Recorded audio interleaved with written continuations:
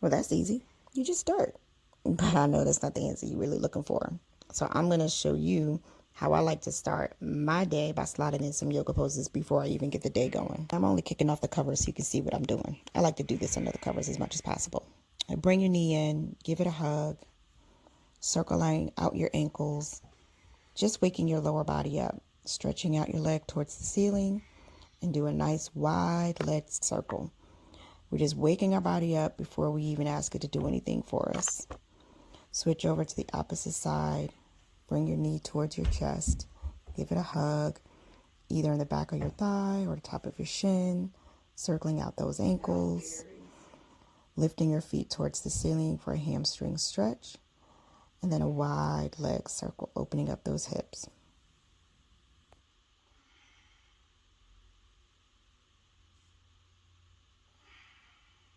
Do y'all hear me breathing?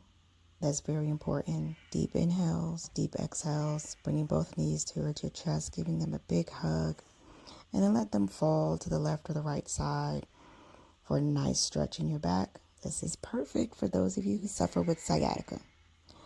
Breathe, let your body melt into the bed, and then we're going to just switch to the opposite side when you're ready.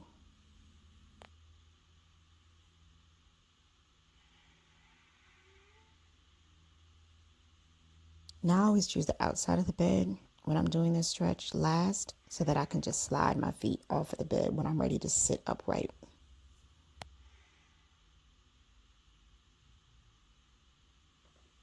Like so, like that. Come on up gently. As you inhale, raise one hand towards the ceiling and reach it over, giving your side body a good stretch.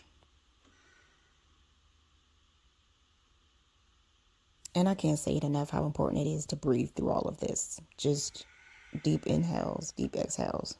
Did I tell you to breathe already? Okay, I'm going to tell you again. Breathe.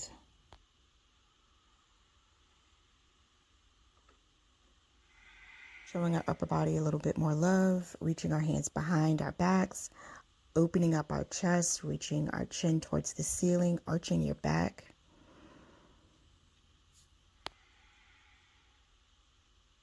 Then release that arch and slide or walk your hands further back behind you as you open up the front parts of your shoulders. You will need this when you are 85 years old and trying to get the cans off the top of the pantry.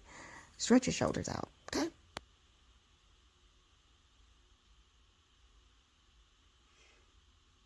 And y'all remember doing these side and shoulder stretches when we were kids in gym class. Reach your arm up, bend the elbow, reach that elbow over to the side. Now that hand might be touching your opposite shoulder, or your hand might be smack in the middle of your back and your spine. Do what you can. We just woke up, remember?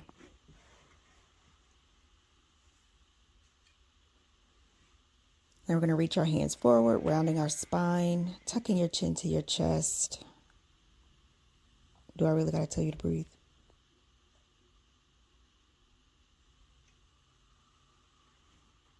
Go ahead. Breathe. Reach your arms forward, cross them over, and clasp your palms. Reach those fingers forward as you open up the backs of your shoulders.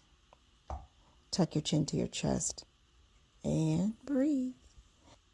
Cross one arm over your chest, giving that back of your shoulder a stretch. Targeting that scapula and really opening up our upper backs. Moving right into a twist. One hand to the opposite knee. Twist to that side. Breathe, breathe, and twist.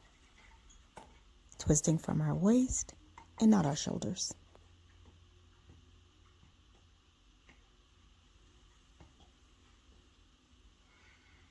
So my bed frame is set up nicely for me to do a wide stance, but if yours isn't, just skip this part. I'm just lengthening my spine, opening up my groin a little bit before I let my feet touch the floor.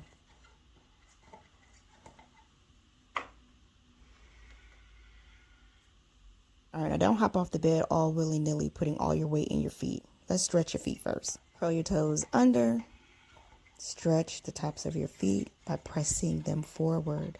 Ooh, that feels good. Yes, I stretch my feet. They have muscles that I use every single day. Bend your toes in the opposite direction, stretching out the arches of your feet.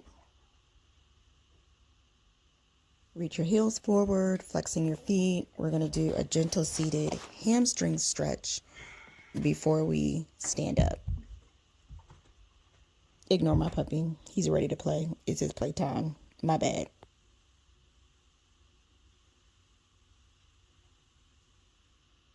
So trying to stretch and do yoga with puppies are very similar to toddlers. You just kind of have to ignore them and keep it moving. Bringing your feet underneath you so that it's bearing a little bit of weight, but you're still sitting.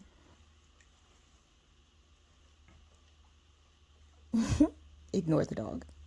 And continue to allow your upper body to relax.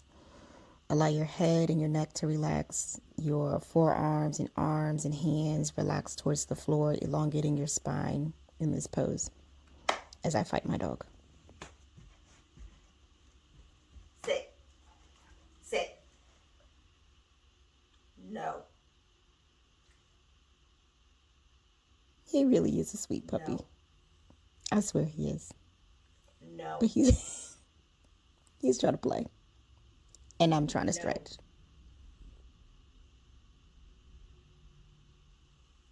All right, we are ready to put all of our weight in our feet. So we're just going to press away from the bed, bringing our weight to our heels, shifting our weight to the balls of our feet.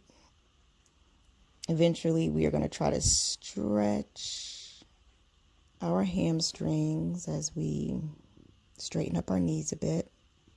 I'm still letting my upper body hang. Reaching back to the bed, sitting a little bit as I stand up, find my equilibrium.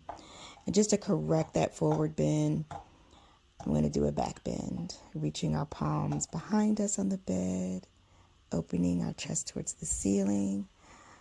Ooh, we feel good. We're almost done, I promise. But let's just do one downward dog for good measure. Opening up those shoulders one more time. Those hamstrings, all of that. This we can do.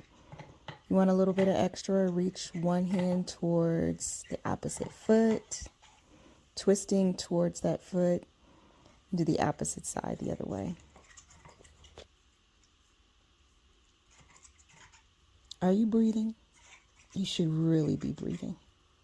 But like real mindful breaths, conscious breaths, meaningful deep breaths as we squat in this stance, allowing our hands, our palms to take some of that weight before we lift our chest up. And baby, we done. Take one last deep breath as you bring your hands to the ceiling. Set your intention for the day, whatever it is. I'll list a few.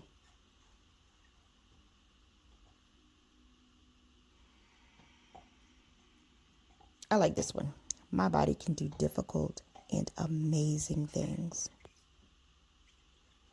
Now go ahead and drink your water. That's on your nightstand so you can hydrate. And tell me how this worked for you. See you.